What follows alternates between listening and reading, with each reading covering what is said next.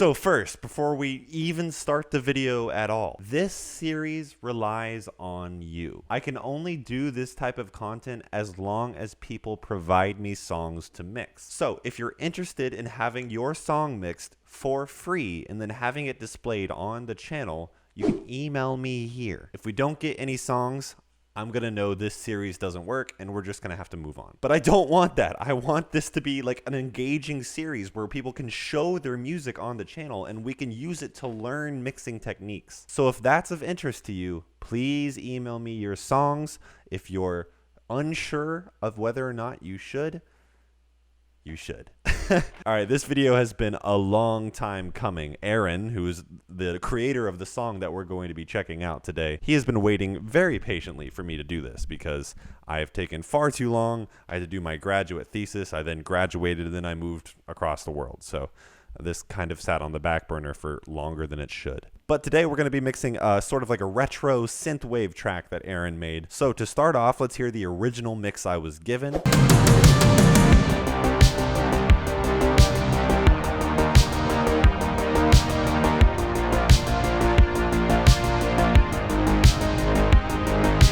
And then here is the mix that I have currently.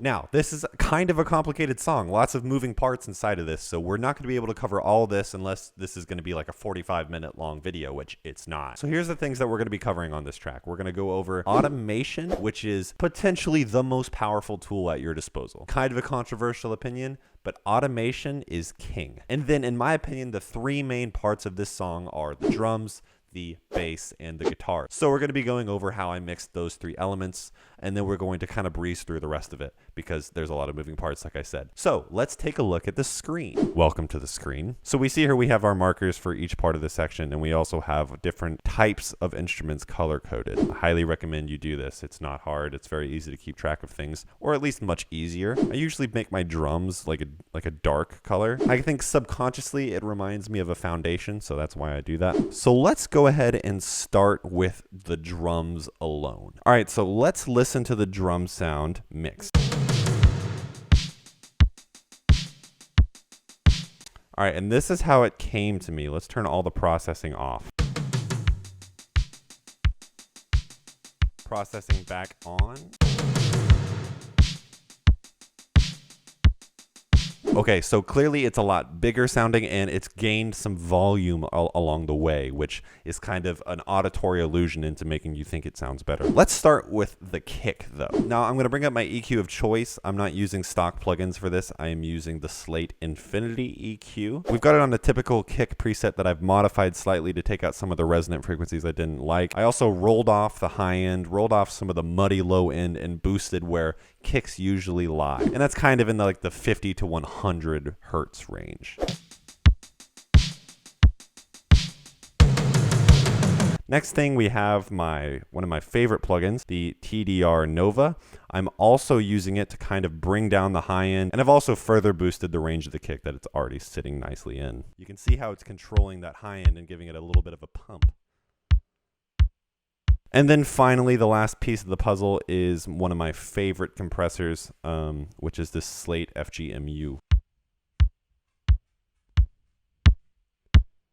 And that's making it, right? Now, the key to that is to set your attack and release right. Attack and release are everything when it comes to making a compressor sound good on a kick. Now, the way this compressor works is a little bit counterintuitive. The way the attack functions, the really fast attack is at like maxed out. That's as fast as it is. 0 is the slowest attack. So I've got the attack happening like pretty quickly, and then I've set the release to be kind of a medium release. So our compression is hitting that kick as soon as the kick activates. And then from there, it's not really letting go of the kick super fast. So we're making the parts of the kick that are after the initial hit even louder. We've also pumped up the input level, so that's going to give them the illusion of better audio because it's just gain staging. We're bringing up loudness as we bring it through the chain. Again, everything off, everything in.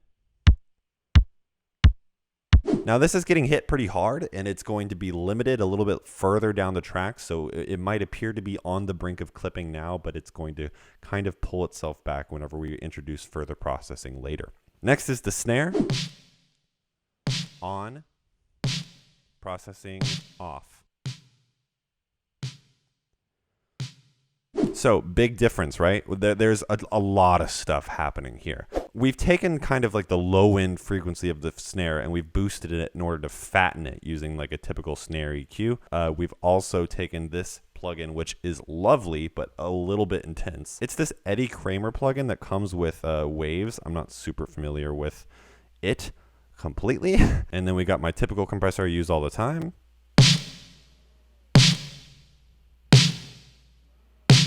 Multi-band compression, we've covered that in another video. It's a lot. We're not going to do it right now. Oh, actually, you know what's actually doing a ton of the work here is this saturator, which is really bringing out the high end a lot, making the snare sound both fat and also very crisp. So it's a little thwacky right now. Check out what this saturator does. Woo! Yeah.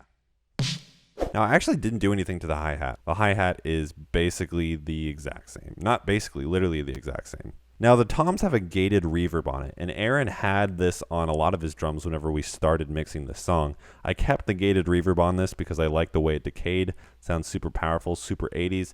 I just added a saturator on top to give it a little bit more distortion, a little bit more like juicy saturation on it. If you guys have seen the Fresh Air plugin, it's kind of like make everything good with one knob plugin. I added a little bit of a mid-range presence with it. All right, so here's no processing with processing. Woo! Yeah, I like that. All right, so now that we know how that sounds, let's hear all of those drum sounds together.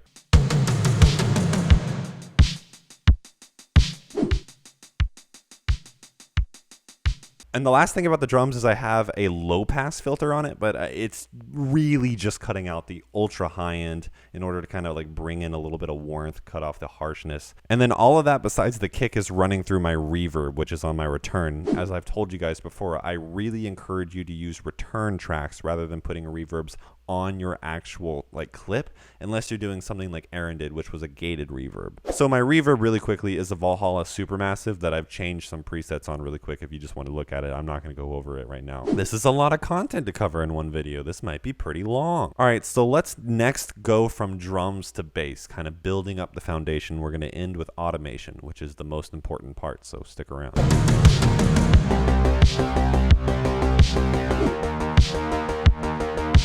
A pretty hefty difference if I do say so myself. Now, first thing to cover, a key component of almost any electronic music. If you're into electronic music, this is something you already know. If you're here learning, this is paramount. Now, the bass is almost always using something called sidechain compression, another form of compression that we haven't covered on the channel yet. The way this works is it's super simple when you think about it. This compressor takes audio from the kick. It is then told when the kick hits, start the compression. So basically, this compressor is only activated whenever the kick is activated. Now the result is something like this.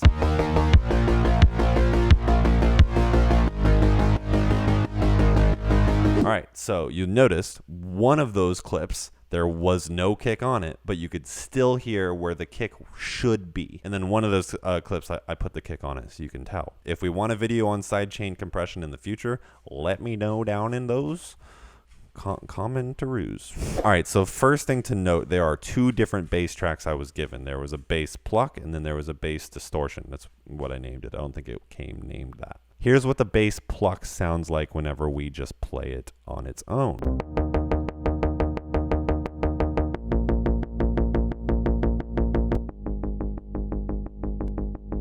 Now that's kind of the foundation. It's a sub bass, although there is also a sub bass.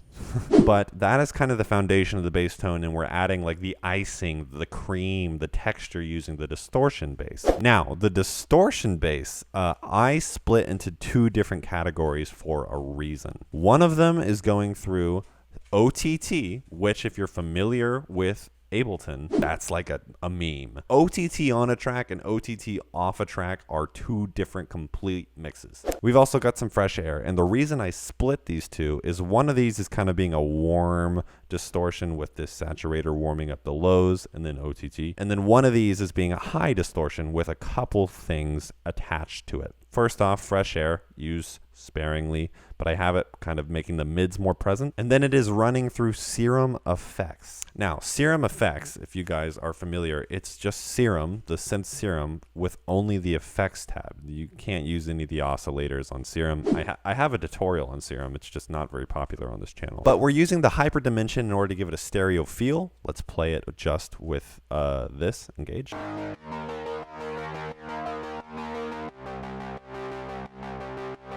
Then OTT added to make that really compressed sound. Those low mids, man, they're here now. They're here to stay.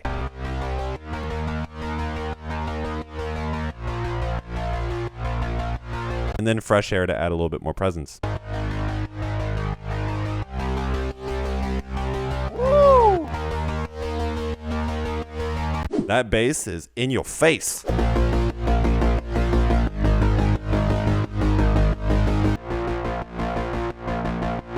All right, now let's add the drums back in.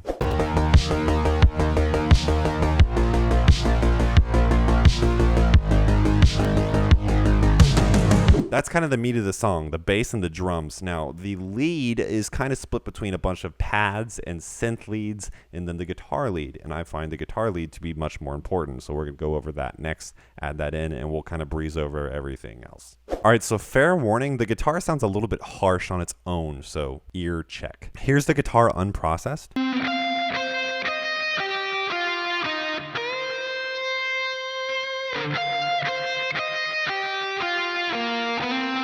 Now, whenever Aaron first started doing the mix on this, he had a low pass filter, and if Aaron's watching this, he can put it in the comments down below. I think it was to give it kind of a vintage vibe. I chose to bring it out a lot more. Keep it kind of more true to the original take.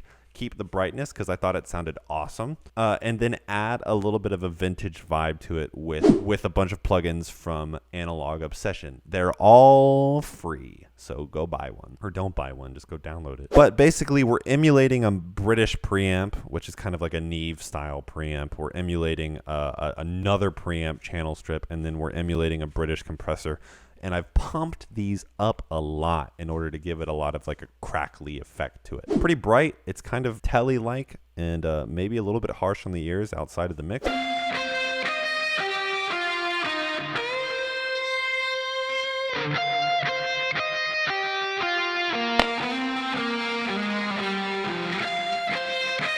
It also has a doubling effect, which is kind of a chorus effect happening to give it that vintage vibe as well.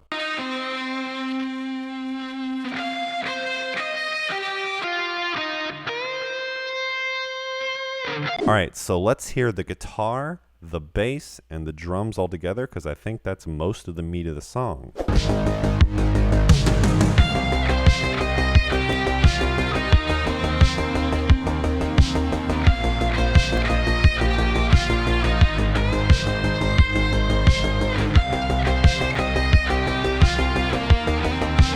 So before we get kind of breeze over the processing I did on the leads and the pads and stuff, I want to go over the most important part of this whole thing, automation. Automation made this track. Automation makes most tracks in Ableton. So if we turn on this button up in the top right here, I want you to notice something. You'll notice on most of these tracks, there is at least a little bit of automation controlling the volume depending on the section of the song. And this is true of all of these things. You can see all of these minor little adjustments. This is just essentially controlling the volume or whatever parameter you want to control over an extended period of time. For example, let's check out this ARP synth here, right? So whenever we see this thing rise up in level, that's actually not volume right now. That's the reverb.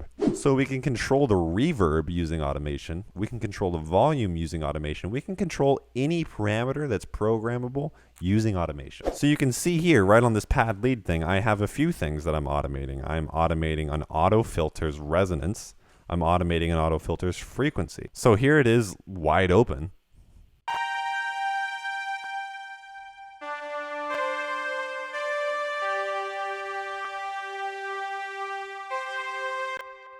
Here it is, not wide open at all.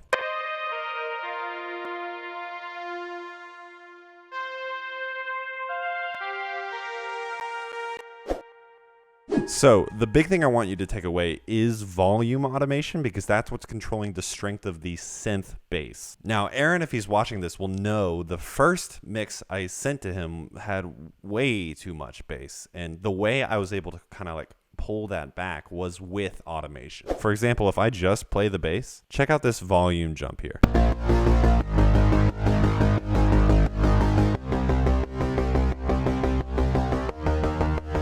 We're getting the bass out of the way for other things. And in this example here, it's to get out of the way so the solo can take like the main stage.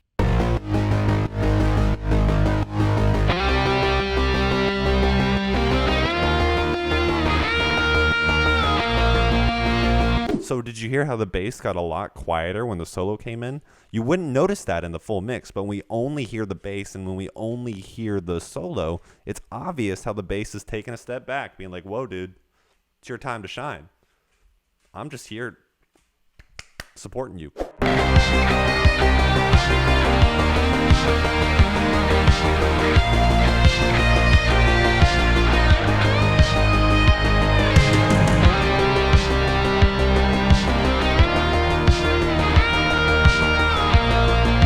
Okay, so this isn't a tutorial on how to do automation in Ableton. That's its own video, but your specific DAW will have its own way of controlling automation. Just look up a tutorial on how to do it. I'm just telling you that automation is extremely important whenever you're working in a mix, especially with electronic songs, because with electronic songs, automation is not just volume. Automation is filtering, automation is resonance, automation is distortion, automation is sidechain compression, automation is the amount of compression. Automation is literally everything. Nothing is controlled using a slider on like a console preset. It's all programmed in the actual mixing lane. Super important. Super important. Automate your stuff, especially in electronic music. If you're just like a singer-songwriter just doing an acoustic with a vocal, you don't need to worry about automation. All right, guys, my camera died. To be honest, all the other stuff that happens in this song, like the pads and the reverbs and the leads and stuff, I can basically sum it up with an auto filter and EQ. I'm not going to go over all of it. It's going to take a while to do it, and this video is already looking to be one of the longest videos I've made. So with that, we're going to end it here.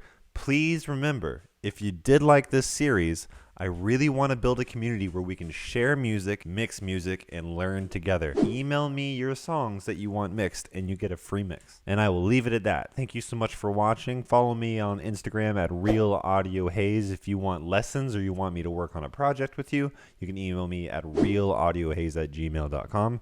It's the same email to send me your mixes. And I will see you in the next video. Goodbye.